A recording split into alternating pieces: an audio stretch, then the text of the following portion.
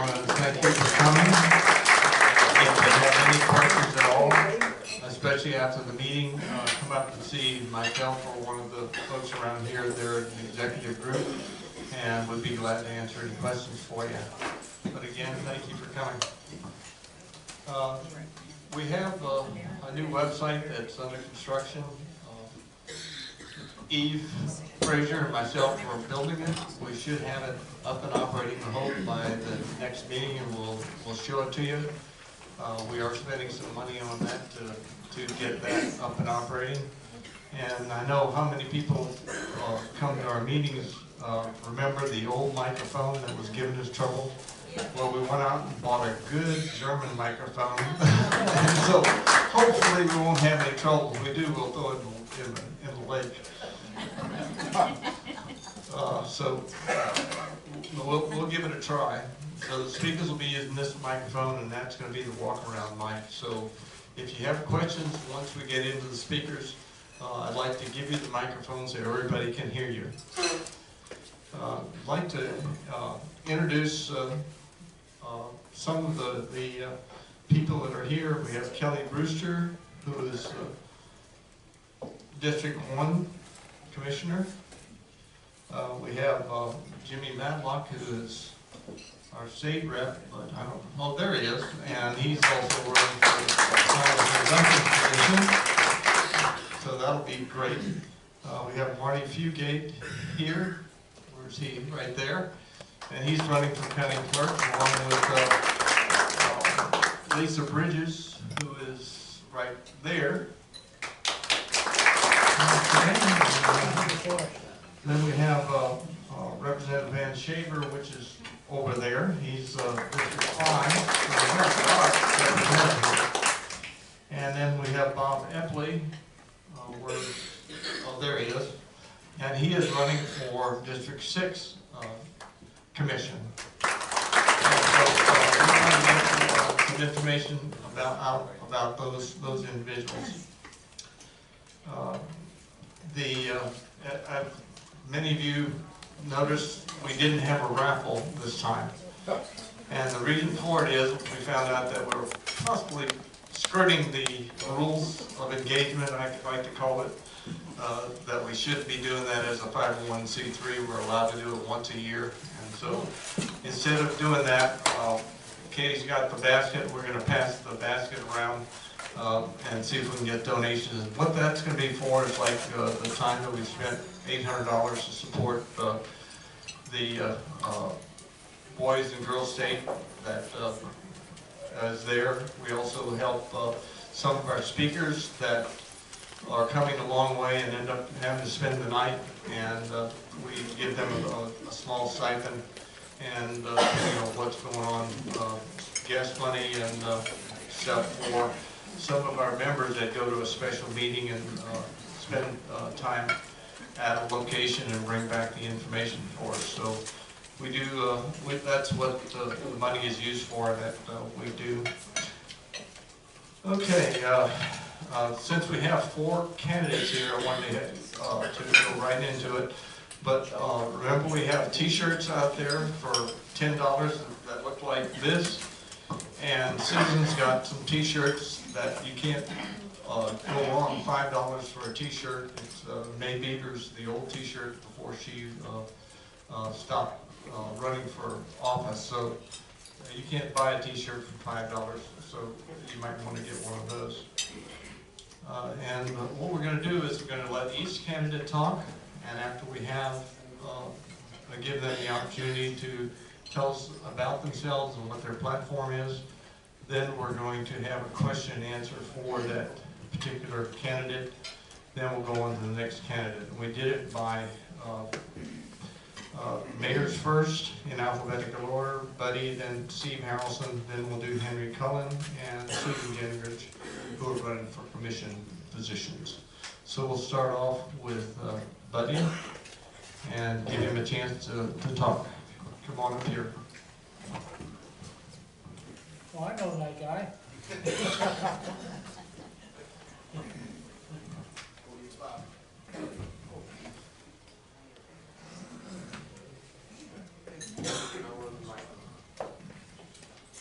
Thank you and good evening.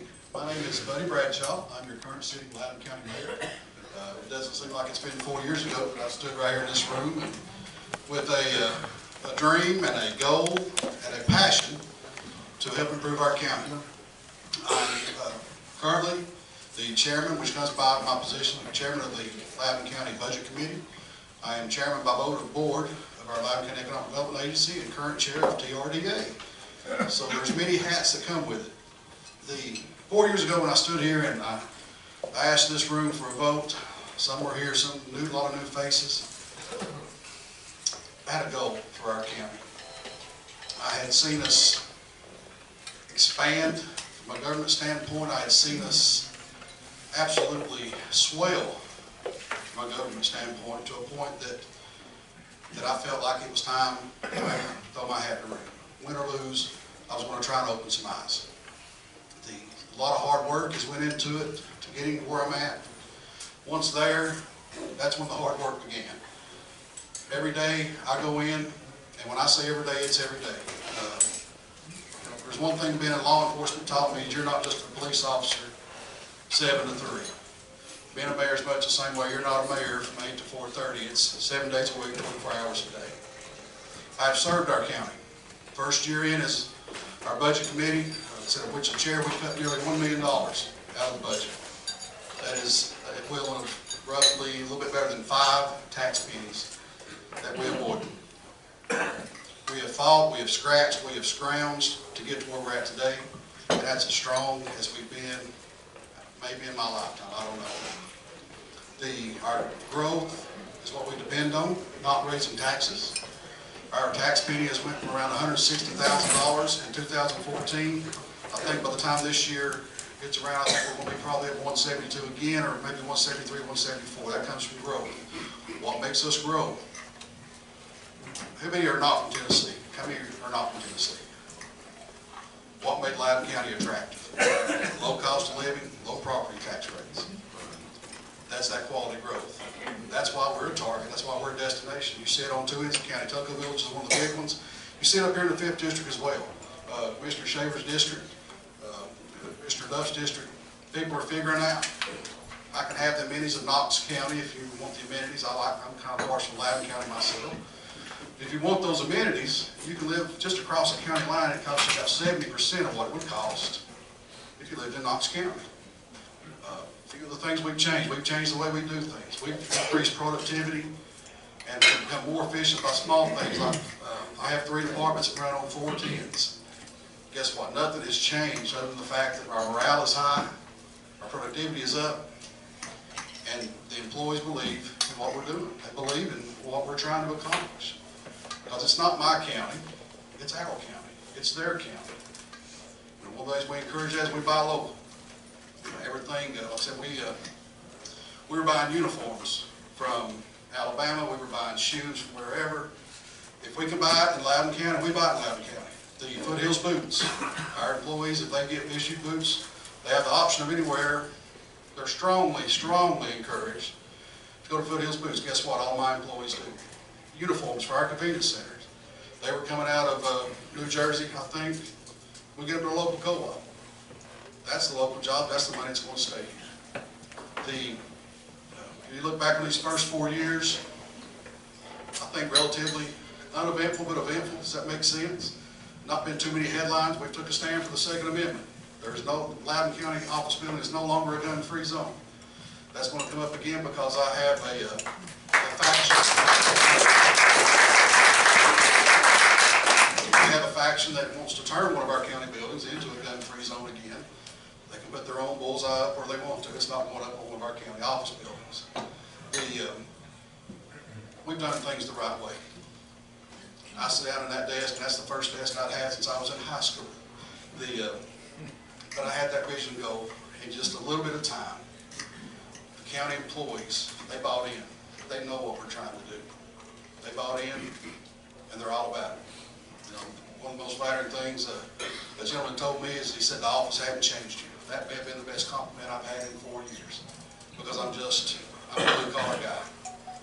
I came in, I've worked everywhere from selling potato chips to Monterey mushrooms, and it was a 14-year employee of JTEC, which was formerly TRW when I hired in. I've been a police officer, was a police officer for 10 years. You know, I know what a working man's dollar is. I know what that blue collar Ford is about. And that's what I came in to serve. Have we been successful? Absolutely. And now, has it been every day been smooth? Not necessarily, but we have been successful. As a county and as an administration, we're stronger than we've ever been. Perfect, or flawless audit from the State Comptroller's Office. Not been a decade, over a decade since that's happened. Wish I could sit here and take responsibility for it. It's not. I have a finance director and a team under me that is top notch. I have surrounded myself, I'm an old football coach. I've surrounded myself with good people. If you're going to be a head coach, what's the number? You need three things. You need a special teams coordinator, an offensive coordinator, defense coordinator, and that's what I've done. I've surrounded myself with good people to help make my job easier, to help make life better for every citizen of Loudoun County. I am who I am. The same guy that was here 4 years ago is the same guy standing in front of you here tonight. I will remain that guy. If I don't, somebody better call me out on it, and I guarantee you somebody will if I ever change that. Because I appreciate all of the hard workers, the retirees, everybody, and everything that makes our county great. And we are a melting pot I would dare say we have all 50 states represented in our county, and that's one of the things that just makes us great. I am seeking re-election for my second term, and I would humbly ask you for your vote tonight. Thank you.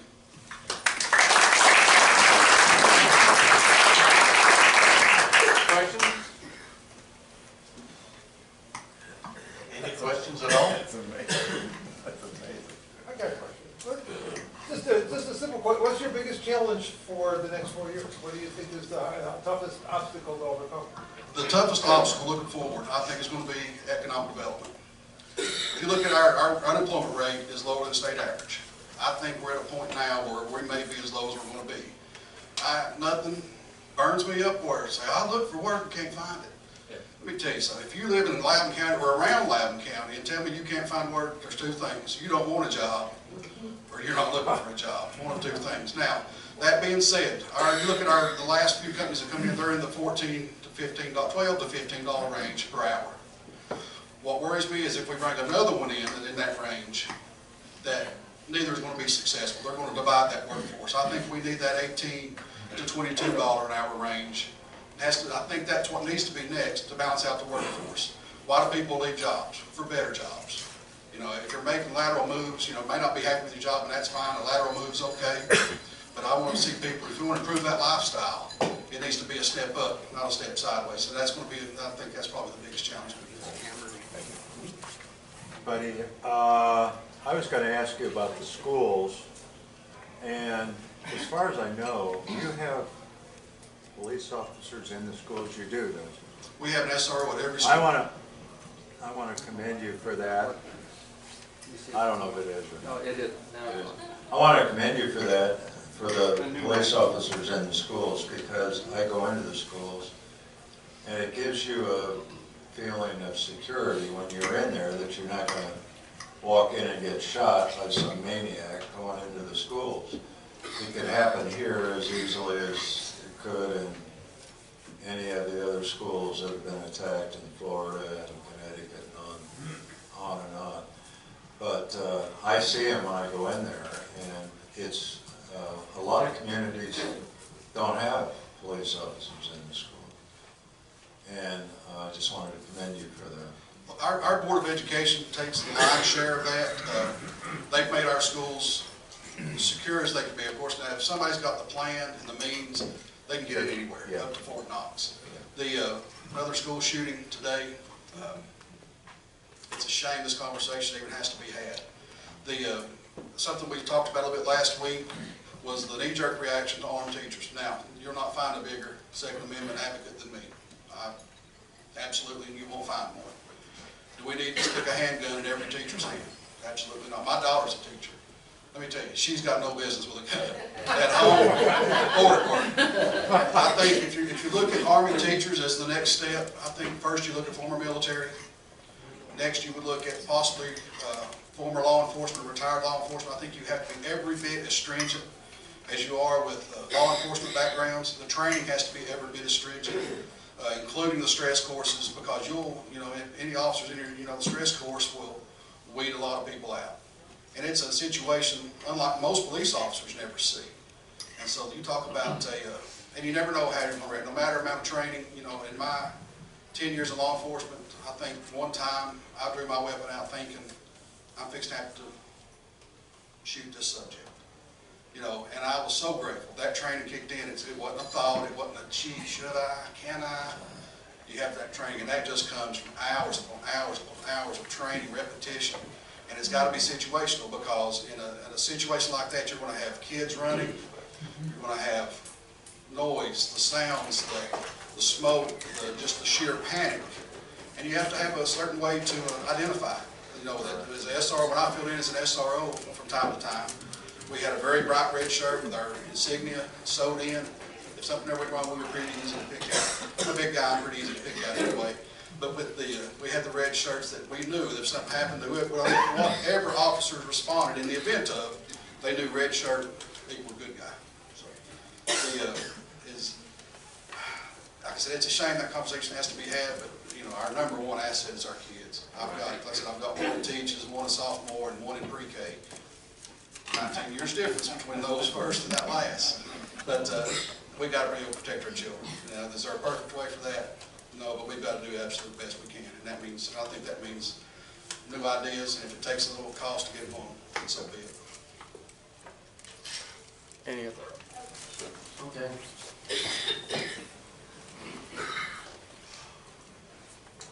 My name is Pat Hunter, and I have a question with regards to job creation in Loudoun County, and also the companies that have been attracted to Loudoun County, whether they're new companies or existing companies. We have given, or Loudoun County has given, tax incentives and tax breaks and pilots. With that comes, of course, employment, but there's no guarantee that the employment will go to local people. We hear about the employment being increased, but what percentage actually goes to Loudoun County residents?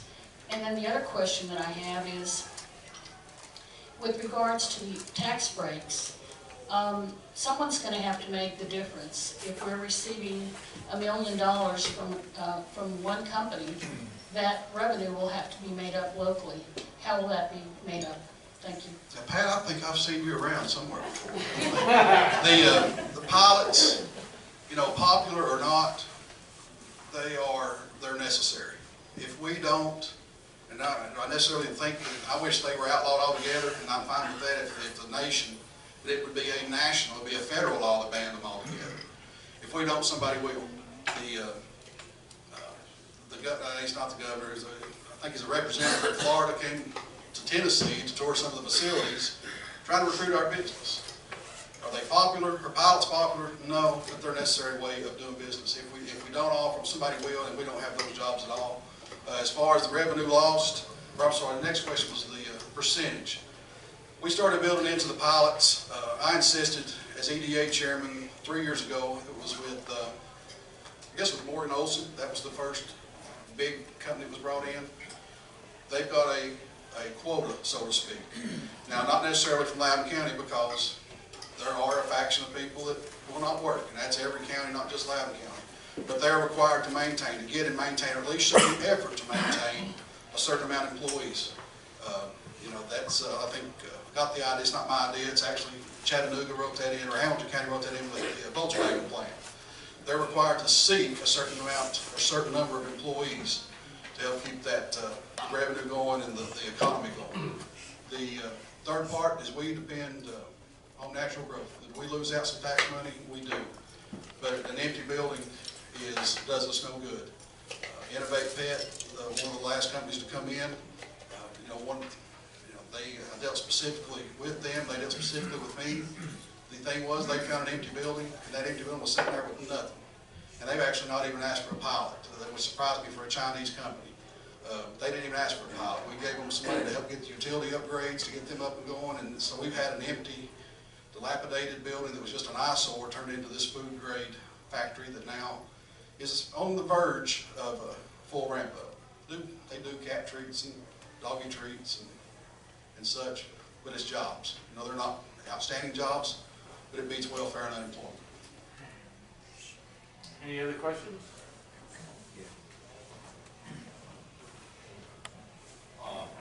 What is in place for plans for upgrading the infrastructure to accommodate the exponential growth in Loudoun County? If you look at particularly job growth, luckily those particular roads, the one thing as far as infrastructure, it of course is the roads. The cities maintain those. I think with as unpopular as it is, we're going to see more money coming in for off the gas tax. That's going to allow Loudoun County anyway to do much more as far as paving goes. Like I said, it's not, I don't know of anybody on our commission or myself that necessarily supported it. I don't want to speak for everybody else, but the revenue is going to help maintain that. A lot of it, I'm amazed at the amount of state roads that run through Loudoun County, more so than I ever thought. So that's going to be a driving force as well as keeping the state roads up too. But it's a lot more than just paving. I mean, the infrastructure just isn't designed to carry. We've got cow paths in a lot of areas. On the road I live on in particular, it's just, I mean, non-stop traffic. If you look at the road, I agree. My road in particular, and not a knock is Eddie here. Eddie's not, I'm not knocking Eddie Simpson. Don't think I am. I'm full of potholes, and every time it freezes, I get a new. And we're building out. We're a county of over 52,000, or close to 52,000. We're at 51.7, I think, last time the last stat that came out. And a lot of our roads are still 70, as wide as they were. I will say 70, 30 years ago that I can remember when I first started driving. And so it's going to be a challenge, but like I said, I think as long as we see our quality growth keep up and keep seeing the growth of our tax penny, because Eddie's, Superintendent Simpson's, most of his budget is based on the tax penny. As long as we see that penny keep growing, then he'll be able to do more. The gas tax, as unpopular as it was, is going to allow us to do much more than we are. We've got 500 some odd miles, I think, of county roads. Don't hold me to that. And it's 100,000 miles per mile to pave one, which is incredible. I never imagined it until I got in this office. So it's a challenge, but every day we learn, and who knows, there may be some technology or invention come along between now and the next few years that'll make it cheaper or easier. Okay, well, thank you very much. Thank you all. Thank you very much.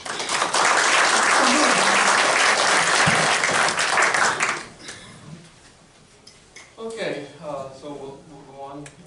We've got Steve Harrelson and Henry Cole will be after him. And Steve is, I'll let him introduce himself.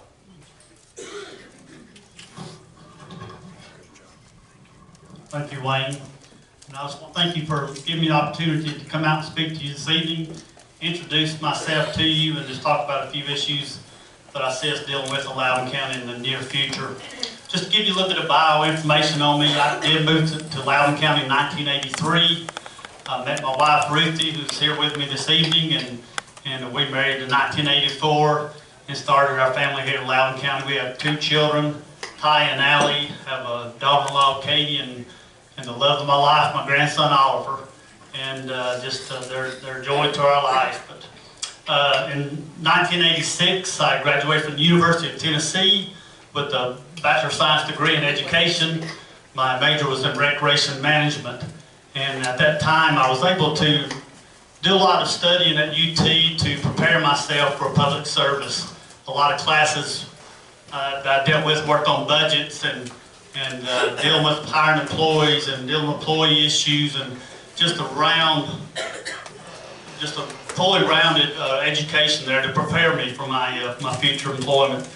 In 1987, I started with the City of Lenore City. The city hired me to start a Parks and Recreation Department, and a job that's just really been fulfilling to me, and it's given me a chance to realize how much of a public service heart that I have, and how much joy I got out of serving Lenore City and Loudoun County.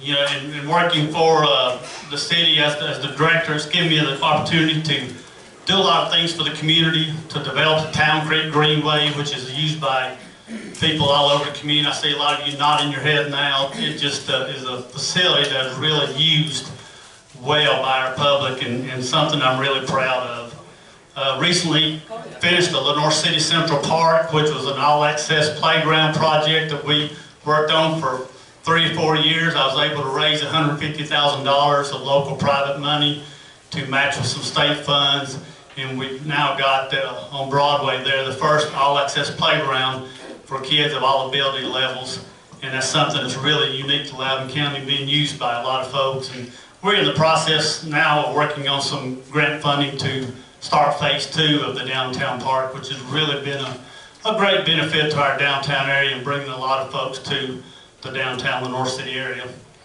But as I said, as director, it's given me a chance to really realize how much I love serving the public and working with folks, and that's what led me in 2006 to run for Loudoun County School Board. And 2006 I was elected and had 4 years to serve on the school board and to learn more about the education system in Loudoun County, to figure out about the school budget, how things work with our school system. Worked on the school building program while I was on the school board, and dealing with issues as far as what schools are needed in the county, what additions are needed at certain schools. As we were developing plans, we did look at certain things, as school safety, which is really at the forefront now, a lot more than it was back in 2008 and 2009 when we were dealing with it. But it did give us the opportunity to go ahead and put into place safety and security measures in our school to help us with the safety of our kids. In 2010, I ran for Loudoun County Commission, was elected in 2010 and served for 4 years, and then in 2014 I ran for re-election and was elected at that time, and the last 4 years I've had the opportunity to serve as Loudoun County Commission Chairman, appointed to that position by my fellow commissioners. But over the years, some community involvement that I've been blessed to be a part of, other than the committees and organizations through, as a Loudoun County Commissioner, groups such as board member of the Loudoun County Boys and Girls Club, Loudoun County Visitors Bureau, Loudoun County Young Life, Lenore City Downtown Merchants Association. So I've had the opportunity to work with a lot of different groups all over the county and hopefully impact people's lives, and especially the lives of the children in our county. As a county commissioner and chairman, I've had the opportunity to lead our county commission, especially the last 4 years. And I know the first year as commissioner, we were able to cut the budget by a little $800,000, which was a big, huge cut in our county budget. This really helped us the last several years not to have to consider any kind of tax increase to keep up with our budget. I've been able to recruit businesses. We talked about a couple of those already, but Del Conca was a business that we brought in back in my first term as a county commissioner. Morgan Olson is another big employer of the county. But I've had the opportunity to help recruit businesses and provide jobs for our county. Been able to push to keep taxes stable and watch our spending. Played a major role recently in taking care of an issue with the Teleco Village delinquent lots. I know many of you kept up with that, and it was a situation where it was really tough for Loudoun County and trying to figure out what's the best thing to do for Teleco Village and the county as a whole. And as commissioner, I was able to work with attorneys on both sides, call special call meetings to talk about this issue and get this issue passed, and that's something that we're real proud of. It's given us the opportunity to get those delinquent lots back in the hands of the POA board at Teleco Village, and they're able to market those lots and hopefully build some houses and improve our economy. And so I think that situation really worked out well for Loudoun County. We recently opened bids for jail expansion. Jail expansion is another issue that we've dealt with for several years now, and we were able to do about a $17 million jail expansion at no cost to the taxpayers. We've got a couple of notes that we're getting ready to pay off, one this year and one in a couple of years, and we're able to revert those those payments to those funds to put towards the jail. So that was something that we were excited about as a commission, to be able to take care of the jail situation without having to come back to taxpayers for any kind of an increase. As the mayor just mentioned a few minutes ago, we found out the other day that we did get a perfect audit this year. And as I mentioned, Tracy Blair, I guarantee you we've had the best finance director of the state. She does an awesome job of watching our finances, keeping everything under control, keeping us as commissioners on task, and moving in the right direction. I just want to give her kudos for providing a no-finding audit this year, so that was great. But, I've been able to show, leadership as chairman of Loudoun County. And if I'm elected as Loudoun County Mayor May the 1st, I think I'll be able to use my education, my leadership, my experience in county government to really lead this county to the next 4 years. So, but I am running for Loudoun County Mayor, and I would like to ask you for your support and vote in the May 1st election. Okay, do we have any questions? Okay, got one over there. One. Seeing you were on the school board, what is the teachers in Loudoun County and the North City especially, what's their level of education and pay? The pay for Loudoun County teachers definitely needs to be addressed and increased. We're losing teachers every year to other area school systems. I mean, it's something that we've really got to address. It's an issue that's tough to tackle, because issues like that have to be, there has to be funding for that. We are experiencing a lot of growth in each year, as the county, and we really appreciate that. But we really need to address that, see if we can at least inch it up every so often to raise our teacher pay up, because we do want to keep our quality teachers here in Loudoun County to continue to educate our kids and not have the fear of them jumping across county lines for a better pay. How many of these teachers have master's degrees? The percentage, I'm not sure. I'd have to check into that and see what it is. Now, I know our teachers are aggressively continuing their education. As you know, there's steps in place in our county school system. So if you have a teaching certificate, you can start. But then once you get your master's, you're upgraded to the next step. Once you get your doctorate, you're updated to another. So there's some incentives there for our teachers to continue education. So I know that percentage is higher and continue to rise each year, but not sure exactly the percentage rate. But our teachers are doing a lot to continue their education for our kids. Thank you. Other question?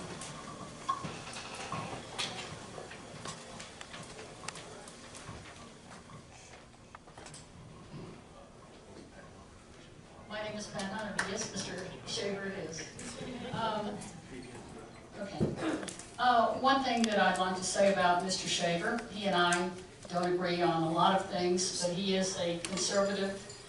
No, I'm going to finish my sentence. He is conservative, and that's what I'm concerned about, is how will you as a leader lead the county, because we have a lot of spending. You talk about cuts, but there could be more cuts. Getting back to your clean audit, a friend of mine in Knox County, whose friendship I value, mentioned to me one time that we're a rich little county. And I said, how so? And he said, Pat, go do your homework and look at your audit. And yes, I'm glad that we had a clean audit. But in looking at the audit, what I have seen is that, for example, in the Rural Debt Fund, we have $8.5 million, $8,584,130 as of the end of June 30th, 2017. In the school board fund balance, the operating balance, we have 6.899. In the county fund balance, we have 7.2 million, and in our county general debt, we have 1.8. In looking back all through 2006 and 7, it looks like we have maintained very healthy fund balances, and I'm wondering why we're not paying off our debt. Especially with the education debt being the significant contribution to our debt, why we're not paying more of that debt off. Because interest, what we make in interest is pale in comparison to the interest that we're paying on debt. Thank you. Thank you, Pat. A couple of things. We are blessed as a county. I mean, everybody that lives in Loudoun County knows, you know, we do have a low property taxes, low cost of living, and it's because we are blessed, and we got a lot of people moving into our county, and we're surely blessed by that. As far as the county debt, you know, 8.5, you know, is a lot of money. I don't want to downsize that, but when you compare our county, our debt, compared to most counties around the area, we're really doing well. We're experiencing growth every year. We're able to take that growth and balance the budget for the last 4 years. And yes, I would love to pay off debt. Anytime we can pay off more debt, we're going to save interest, there's no doubt. But finding that fine line of what we can pay off and what we still need to use as operating to keep up the county services, I think is important too. You know, we still got to provide the services that we've provided in the past and continue to provide in the future. So I agree, I would love to pay that $8.5 million off, and we can look at ways to do that, or at least start taking chunks out of it at a time. But that's just something we'll have to look at, you know, at the budget time. Okay. I'm not trying to throw you a curve or anything, but the gentleman brought up the schools, and this is really a pet peeve of mine. The school just spent $780,000 for a band room at North Middle. Okay, they got 13 students in the band. Philadelphia School is not secure. I don't care what anybody says, the students walk from one building to the other. Sticky Elementary School is not. And our director of school is making $158,000 a year, does not live in this county, brings his kids to this county, and I think it's the county mayors and the county commission needs to put a stop to this.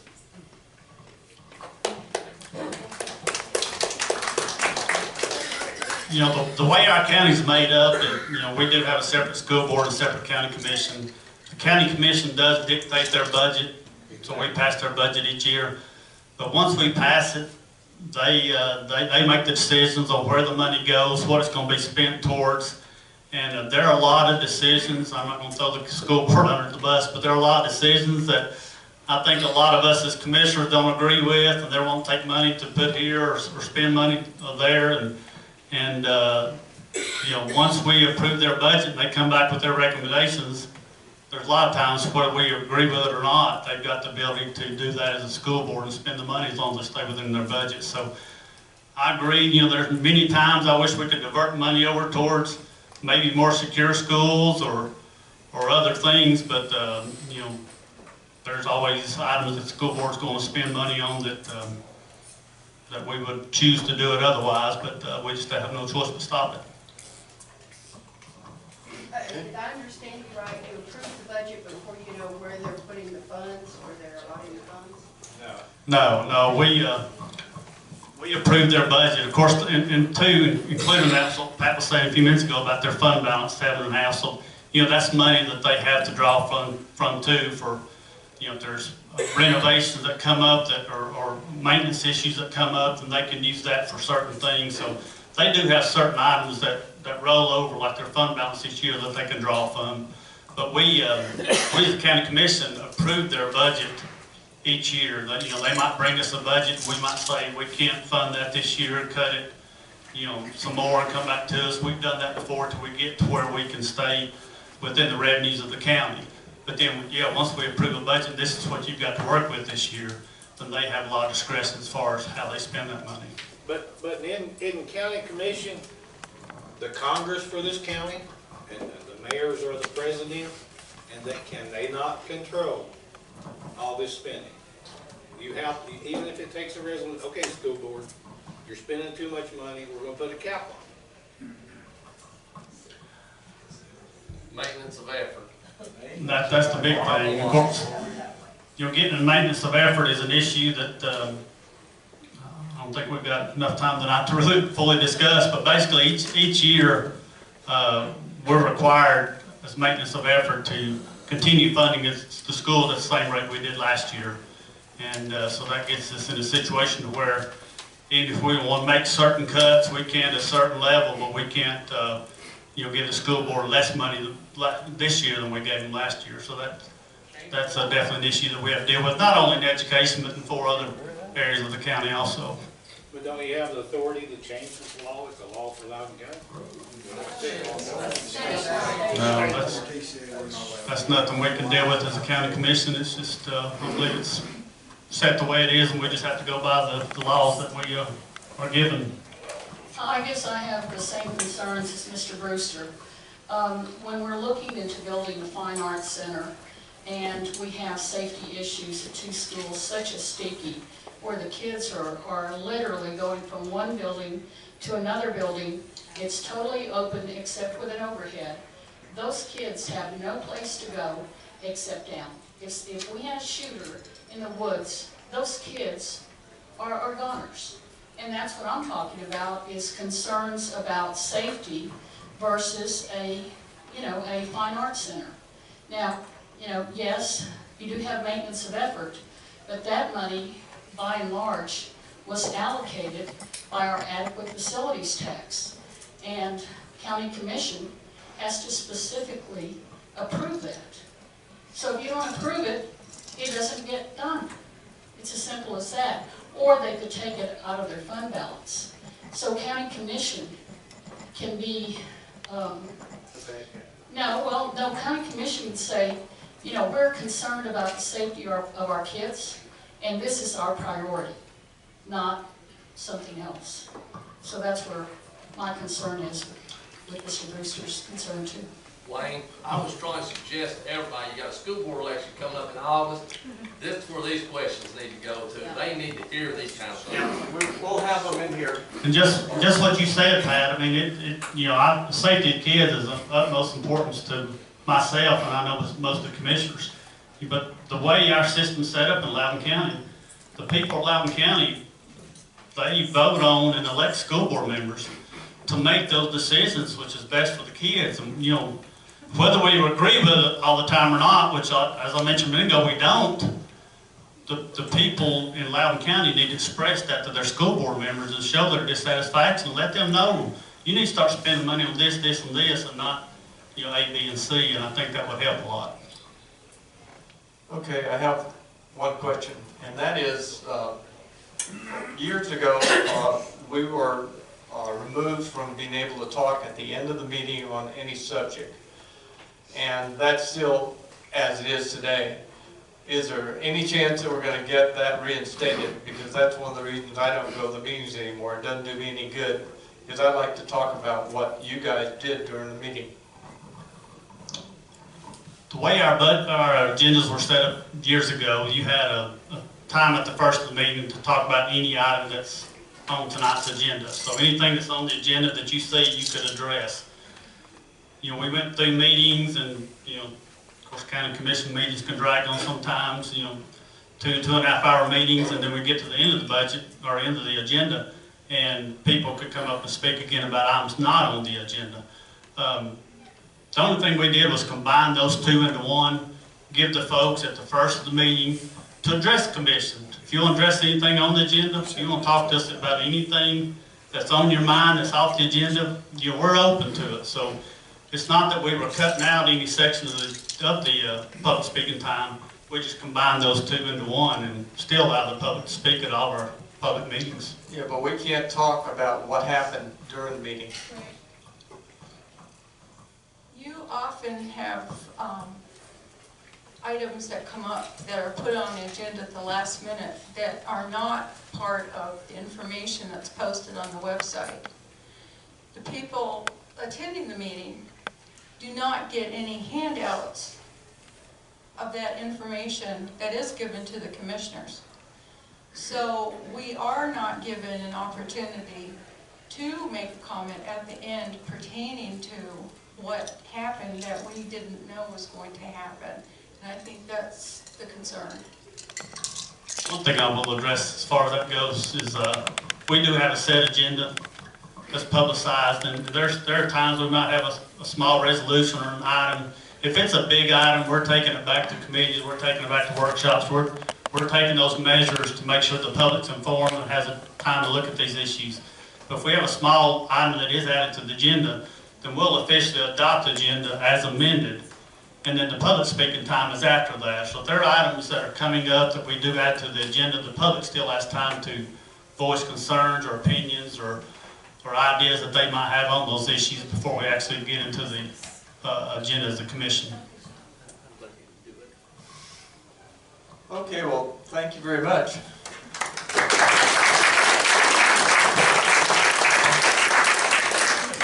And now we're going to go on to our commissioner election. And we have Henry Cullen. He's from Tellico Village, as you know, and he's part of the fire department there. And I'll let him introduce himself. Well, good evening, everybody. And I got to tell you, I'm not in my Ford business casual attire today. I just spent 2 full days going through EMT refresher, and I got 1 more day. And I told Bob that in order to even make this meeting, I'd have to run home, pick up my wife, and come to the meeting. So here I am, and that's why I look like I do. But let me take you through who I am. I am your current commissioner for District 7. Been a resident since 2003. Moved here from Atlanta, Georgia. And I retired from Ford Motor Company after 34 years in sales, marketing, and service. And I can tell you, my time at Ford Motor Company in senior management has served me well as a Loudoun County Commissioner.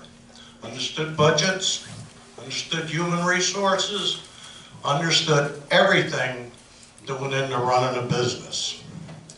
I've been regional managers across the country, been to Omaha, Nebraska, been to Detroit, Michigan, Memphis, Tennessee, Washington, D.C., and I finished my career, as I said, in Atlanta, Georgia. I'm married to Kathy Cullen. We have been friends since we were kids. We were in elementary school together. Wow. I'm going to tell you this, she was 2 years ahead of me. And Van, don't you dare say I flunked 2 years and that's why I was behind. Our families knew one another growing up. We have 3 sons. Unfortunately, our oldest son was the Virginia State Trooper, the lieutenant that was flying the helicopter in Charlottesville this past summer when it had experienced a major mechanical failure.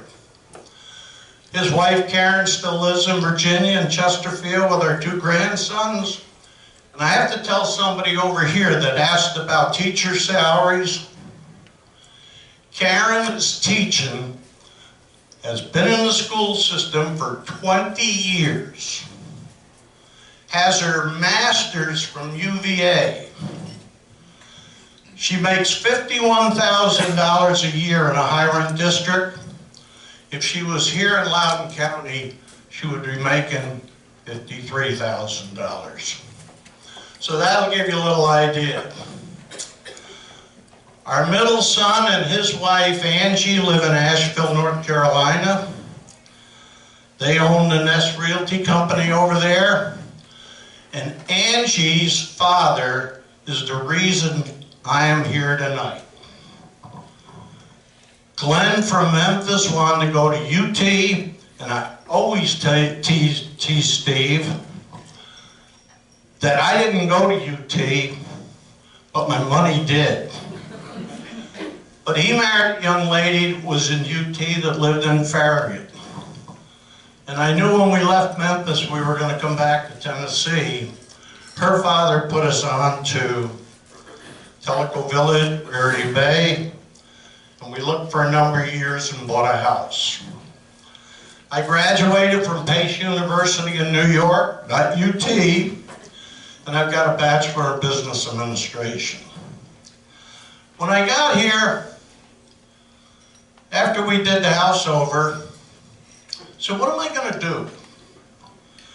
Well, my dad was fire chief for years in my hometown. And I was a fireman in a reserve in a, what they call a volunteer and a paid combination department. So after I got to Tellico Village, I went by the firehouse a few times, and I asked them, I said, "You ever looking for anybody?" They said, "Do you have any experience?" I said, "Yep." So I told them what I did. I was an EMT in Connecticut in 1974. I joined the department, and 3 months later I ended up as chief. And when I ended up with the 5 bugles, I said, "Hey, what do we got here?" We had 1 good pumper, a bunch of outdated equipment, 1 medical bag, and 14 grand in the bank. 17 volunteers. So we set in place the plan that turned the fire department around to the most efficient and respected amenity in Tellico Village. And to get things done for those who live in the village, the extension on that firehouse was an absolute hard bargain to get it done. And I take great pride as I go by and look at the plaque on the building. Well, after I did that for 8 years, I stepped down, and Don Miller retired. You remember Don? And I was encouraged to run for county commission. I did make the run and won.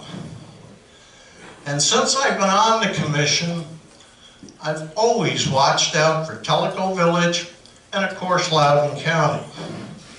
I sit on the budget committee with Buddy, as vice chair.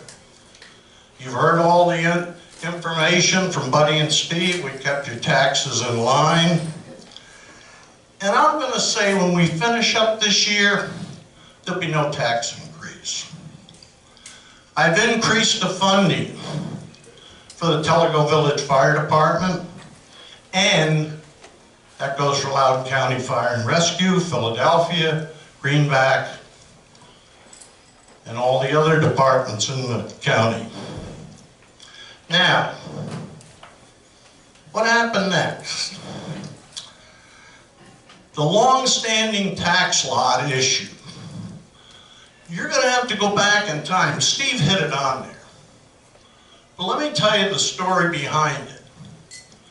Those who were around in October of 2014 will remember what was at stake.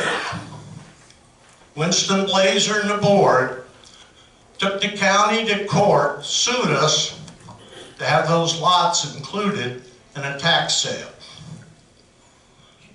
And on the courthouse of Roane County, that was argued. Now here's what was at stake. There was a Coffee County ruling that said if those lots went through the tax sale and didn't sell, and they went to surplus property in Loudoun County, you, Loudoun County taxpayers, were responsible for the POA fees. Okay, let me round that up for you. There were 772 lots, and it would have been well over $1 million. Want to do the math on that? And that would have hit every taxpayer in Loudoun County. We were going nowhere. We have Winston Blazer, Alan Hart. And in fact, we had a couple contentious workshops over the whole issue. So we made a decision. We let them sit. we're not going to put you on the hook for a 10 to 12 cent tax increase. People would have went crazy, and rightfully so. So we let them sit. And I was watching the elections. Lo and behold, the POA board turned over. And Bruce Johnson became the POA president. And when that happened, I knew Bruce, because Bruce is in the fire department with me. I said, Bruce, we got to clean this up. Along the way, the Calfee-Yeager bill took care of the Coffee County ruling. So Bruce went to work. We got Steve, we got Buddy, we got the commissioners. We ended up giving Kevin Stevens, Joe Ford involved. And lo and behold, they went through tax sale. And last October, that was the end of them. The 768 was down at 433. It was a high at 833 at one time. So that is the story behind the Tellico Village lots and why that was an issue that affected both the county and the village. That's behind us. Last night, after a long-serving time on the Correctional Partnership Committee, the jail was finally put to bed. The contractor is Roush. We are going ahead with that. We did it without a tax increase. And we solved the issue. Officer safety and overcrowding. We have room for 300 in the new section, and there's room for 300 more behind it. And if we get the 600 prisoners, I think we got to take a look at some other things. Now, I have always watched out for the best interests of the village and for all of Loudoun County. What do I look for this year? Economic growth. Simply have to keep the tax pennies moving. Industry, 574 houses under construction right now, and that's kept us going. We've simply got to keep that going. But we have to look for the businesses that pay good money so that people can move to Loudoun County and enjoy a family life. And that means they come home at night after work, they don't pass their wife back and out of the driveway to go work third shift at McDonald's. We are going to go through the budget system. My goal when we get done is it'll be at 18035. Same as it was this year. We've kept the taxes flat for 3 years, and we're going for 4. I will, and I make no bones about it, support public safety. It's a family business. Dad was fire chief, I was. I just told you what my oldest boy did. So I make no bones about it. The jail, we're going to complete that. 2019, hopefully in September, the first inmates for the bed and breakfast will move in. And last but not least, I'll protect your best interests. Okay, we have any questions?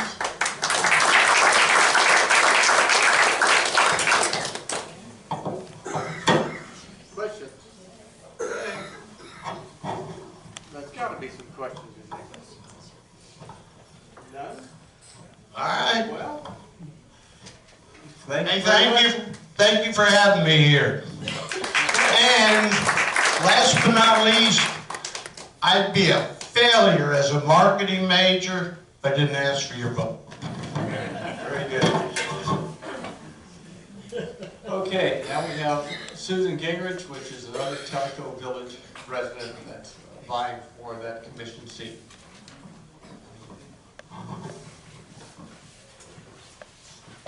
Since I've only been a politician for about a month now, I'll make a comment about politicians. They like to take credit for anything that happens when they're in office. I think back when they had welfare reform, the Democrats would take credit for that too. So, you know, just, sometimes there's more to the story, but things have been happening in Loudoun County. I moved here to Tennessee because it was a red state. This area was conservative and Christian, and no Democrat had ever been elected to the U.S. House. Jim moved here because it was cheaper. I also moved here to be active in local politics, something that I was not allowed to do when I was covered by the Hatch Act for 26 years in state government in Pennsylvania. But I never imagined how difficult it would be to be part of Loudoun County government or even to run for office in Tellico Village.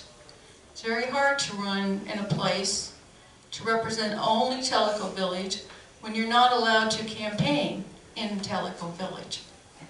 So it's a challenge. I worked in state government. I started out as a psychiatric nurse at a state hospital where I took care of psychiatric and also dually diagnosed drug and alcohol and psychiatric patients. As I said before, it was great training for working in government.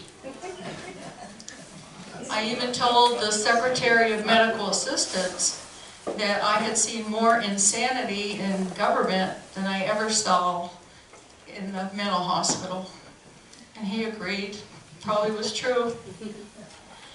I'm running to give Tellico Village taxpayers the respect and clout they deserve for paying 25% of county property taxes.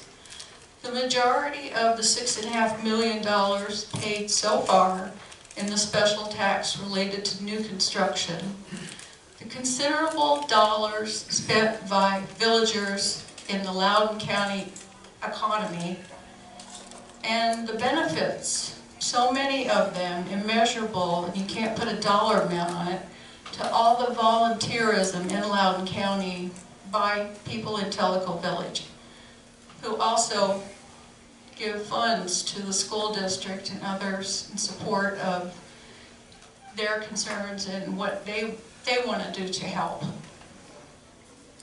We are viewed by many in county government as a cash cow, one which should be seen but not heard.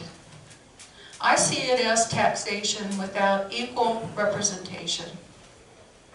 We don't receive the level of services, nor do we have representation on many of the key bodies, the commissions and work groups within Loudoun County government. It certainly doesn't reflect the amount of taxes we pay. There's many people in Loudoun County who like and appreciate villagers, but there is a small, powerful segment that will never view us as equal citizens in the county. In 2012, redistricting was done in this county. I call what was done gerrymandering. Houses were removed. Sorry, I have my figures here. 509 homes were removed, and 906 registered voters were removed from Tellico Village District 7, which is all Tellico Village, and moved to District 1. District 1 has 2 commissioners. With all the new growth, and most of the new growth is because of Tellico Village, we potentially could have been entitled to have 2 commissioners. But, of course, no one from Tellico Village was on the committee that did the redistricting. It's going to happen again in a few years, and I think we'll be looking much closer then. I believe that Loudoun County has a lot of good people, a lot of good workers, a lot of good elected officials, but it is not run like a good business. Friendships and relationships seem to be much more important than solid business practices.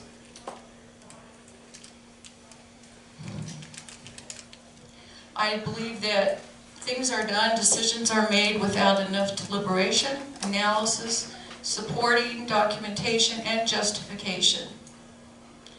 For example, I was at the budget meeting yesterday, and the chairman, whatever he is from the economic development, came with this pilot idea to give a company a tax break. He submitted no documentation concerning his idea. There was nothing in writing from the company. I just don't think that's a good way to do business. And I think it's disrespectful to taxpayers, both Tellico Village and Loudoun County. Another concern I have is the decrease in transparency over the last 4 years. I only know this because I looked at commission minute records from 2011 and compared them to today. Their public comments are not included. They're not very helpful. They don't really describe what goes on. I will advocate as commissioner to have a much better website that will be more informative and helpful for everyone in Loudoun County. Also for more detailed posted minutes of meetings. That attendees receive handouts of all documents to be discussed during a meeting, not have to put in a request for records that don't show up for 10 days, and sometimes you're still waiting. I believe that the expense in doing that would be a much better use of Tellico Village taxpayer dollars than some of the ways they're being spent now. I also plan to actively communicate with villagers, and I will include the good, the bad, and the ugly about what's going on in Loudoun County government. And there is a lot of good, there really is. It's much more than the bad or the ugly. There are really good people in county government. I like the district commissioners in District 1, and I think we would work really well together for Tellico Village. I believe that as commission and as elected officials, the only special interest should be county taxpayers. That every decision should not be, well, you know, who is this going to help? It should be, what is this impact on taxpayers? I believe because of my government experience, and believe me, I did really hard things in government. The budget for the Department of Human Services is $12.8 billion. The programs I ran, and I had many different jobs, at one point were $40 million. I represented Pennsylvania among all states implementing Obamacare. I led the Department of Education implementing HIPAA because they weren't just educators, some of them were also medical providers and they billed for medical services. I know how to work with legislators. I know how to go to Nashville. I know how to get things done, and I know how to make changes happen. God has given me certain talents. He hasn't given me other talents like technology. Numbers, not the best at numbers, but I can learn anything. I have done it all my career. I succeeded in every job I've ever had. And, you know, I think my abilities, my skills would help Loudoun County, and it's all I really want to do is represent Tellico Village, give us a fair shake. But I also want to work with Loudoun County because I think, you know, it can be a better government. There's no organization that can't be better. So, if you're from Tellico, I would like to talk to you more sometime, maybe back at the village, because I have a lot of insight into the school district problem, and you need to know. Do you know that you have an elected school board member for Tellico Village? Do you hear a lot of what's going on from him? No. I think, you know, that's the role of somebody that represents Tellico Village. Communication first. I suspect I will never be a great politician, but with your support, I think I do have the potential to be a great commissioner for Tellico Village and Loudoun County. Thank you. Okay, do we have any questions?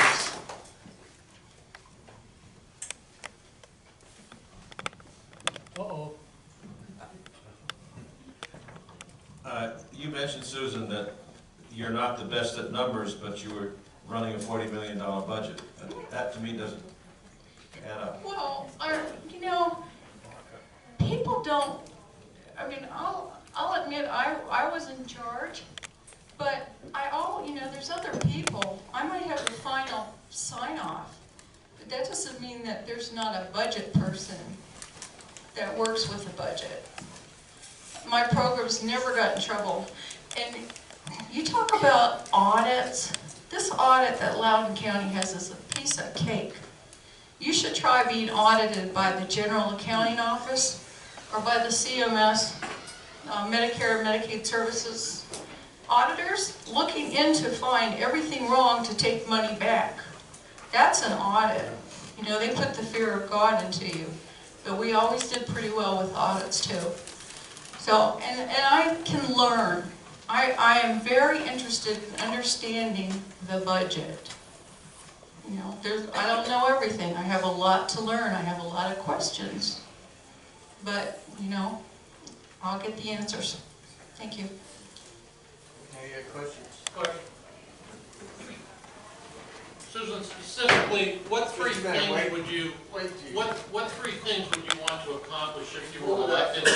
What three things would you want to accomplish if you were elected? And what three things would you want to undo if you were elected? Oh boy. I think probably the first one is, the second one is easier to answer. I want real transparency. I want the public to be recognized as a partner with government. I mean, there are so many benefits that nobody knows everything. But we all, you know, we know different things. And we supposedly are doing this because of the public and taxpayers. So that's the one thing. I want more transparency. And that's what I would undo, okay? I would undo, as I said, the brevity that seems to be involved with a lot of the decisions that are made. You know, I'm not going to vote on something unless I see it. I mean, I'm a person that believes if it's my area of responsibility, I don't even want to approve an RFP, a request for proposal, unless I've read it. Because there's always strings to money that you get. Well, not always. I guess sometimes in Tennessee it's different. Sometimes you get stuff from the state and maybe it's not strings. But I want to know, what are we committing to? Because I believe if Loudoun County says that we're going to do something in order to get the money, we need to do it. You know, that's one thing. I would like more deliberation.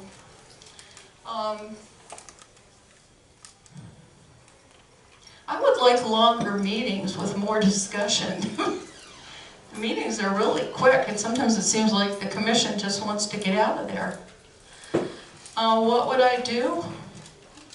What I would like to do is to have a task force to look at Loudoun County government, to look at efficiency, to look at are people cross-trained to do other things? I mean, that's something that would take time, but would not take money, because there are people like me and there's others that are capable of doing it. I would like to see the commission go to have a meeting at Tellico Village and at other cities to get out so we can really hear what the public's concerns are.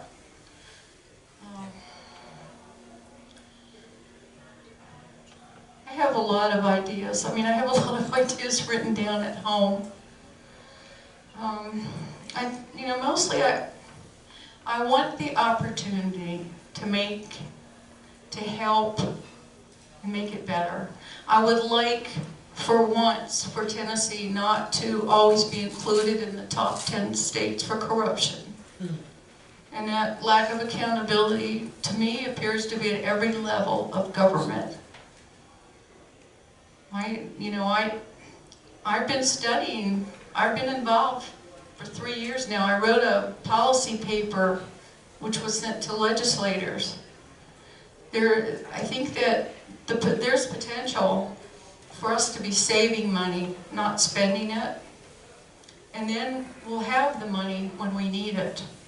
But you have to look at it, you have to evaluate it, you have to look at the contracts. When you award a contract for benefits and, health, medical services and all that to the same person year after year without looking at other available agents or other ways of doing it, like maybe having a contract that would include multi-counties. I mean, thinking out of the box. That's the only way I've ever been able to do my job, because I've had to do things when there was no box. You need to be creative, and that's how I would hope to change Loudoun County in some ways.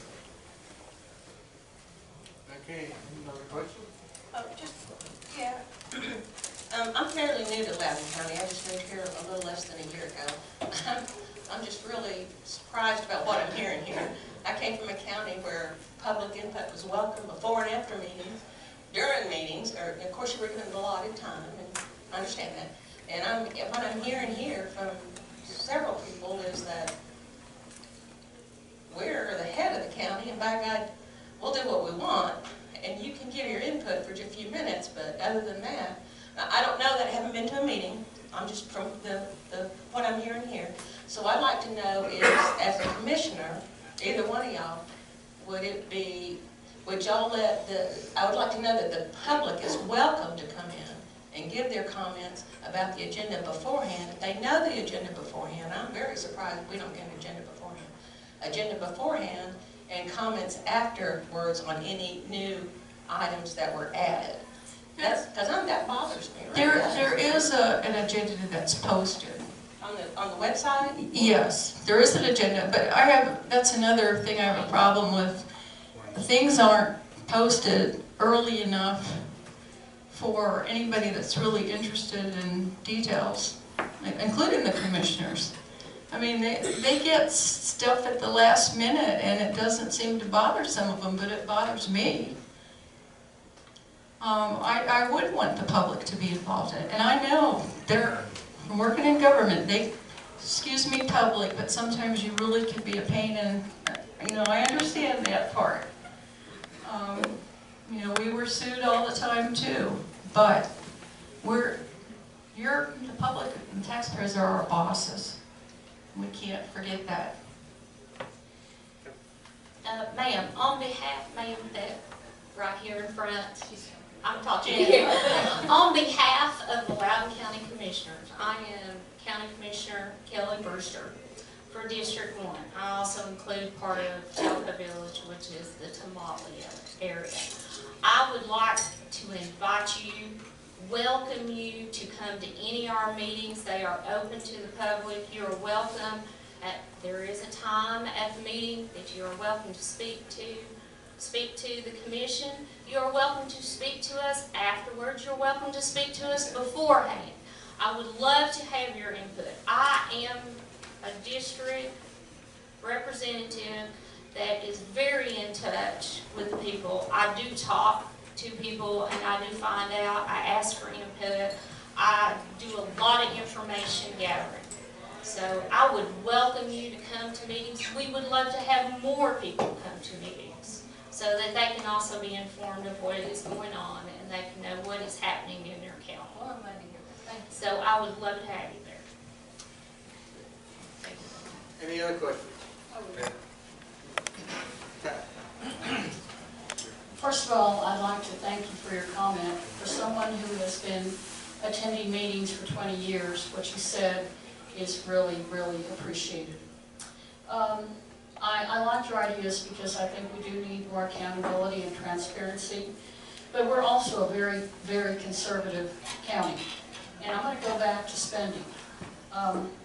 Since 2010, you know, the private sector is industry, business, they're downsizing. And it concerns me greatly when Loudoun County government, from 2010 to 2017-18, this current fiscal year, has grown 100 employees. I think that we need to utilize technology better so we can have better services. But the growth with the county employees does concern me, and I hope that if you are elected as a county commissioner, that you would address the nepotism, because there is no nepotism policy in our county employee handbook, and that needs to be addressed.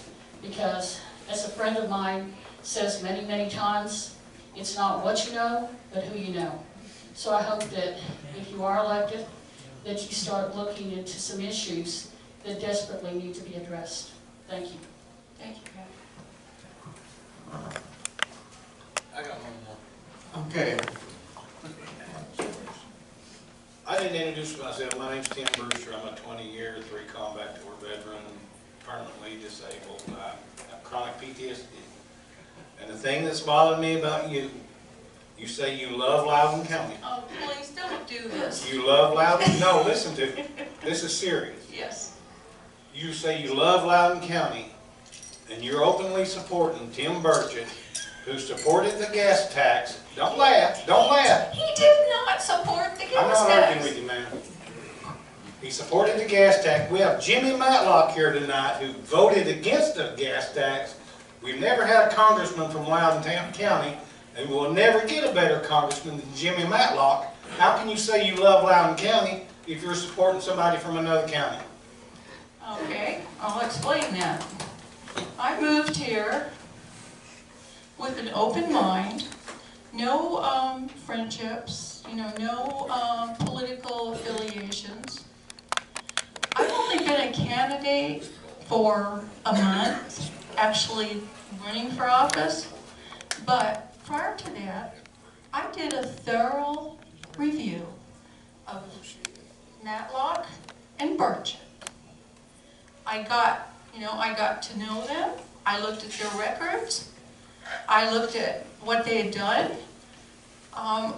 And I personally, and really it's not your business who I'm going to vote for, but I personally decided that Tim Burchett is the guy that would go to Washington and shut down the government over principle.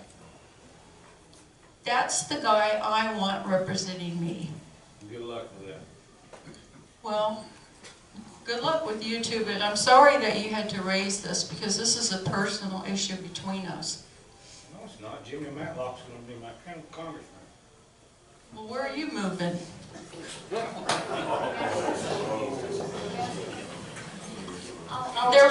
They're both great. They're both wonderful guys, great conservatives.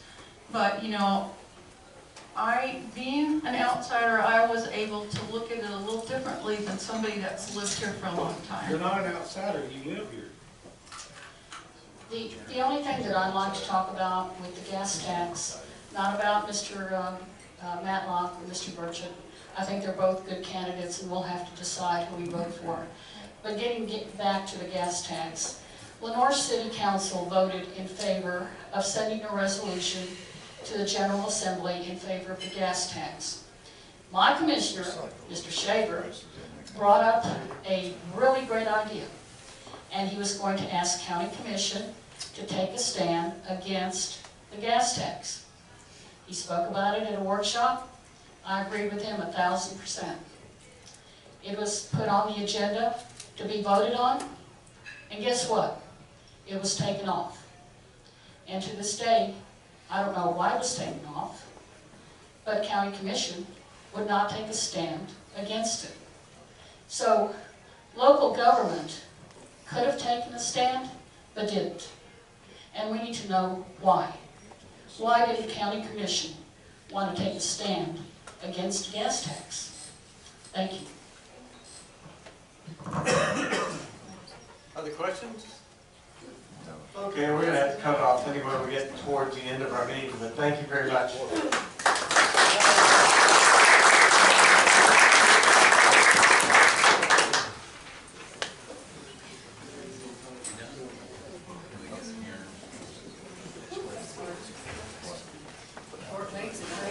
Okay, I think somebody took my sheet. Sorry. Richard Truth? Yeah. That's all right. Okay, I wanted to remind you that we do have the Act for America meeting. We do support those folks, and we'll be on ending, okay, the gas tax, not my head, the gas tax. 29th of March, the guest speaker will be Gloria Greenfield. She's hard-hitting as far as documentation and the fight for our lives having to do with, the Muslim issue. And it'll be at Don Delphi's Pancake House. Sorry we didn't get to our Constitution. That was going to be one of the things we were going to do tonight, have our Constitution broken down and talked about, but we didn't get to that. Next meeting, we're trying to get Diane Black here for the next meeting. We've been really pushing on her and her campaign to be here. I think we have a good chance of getting Diane Black for the next meeting, so we'll let you know. We should know by the end of this week whether we're going to have that or not. I think we had a really good discussion with our candidates, and you got a good look at each one of them. And you'll have to decide which one you want to vote for and support. So I hope you come back for the next meeting. If Diane Black is not here, we do have some other options for guest speakers, and we'll let you know what those are.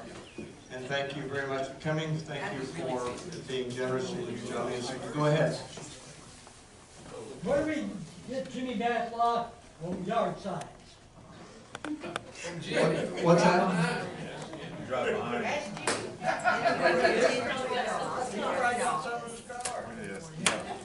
Next to the eye center. Oh, okay.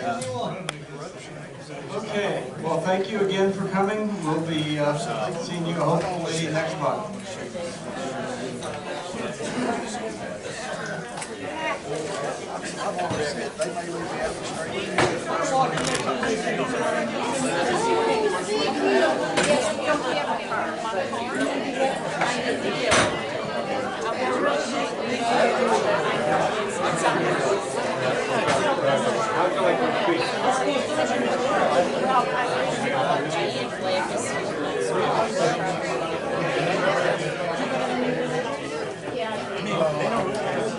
Yeah, we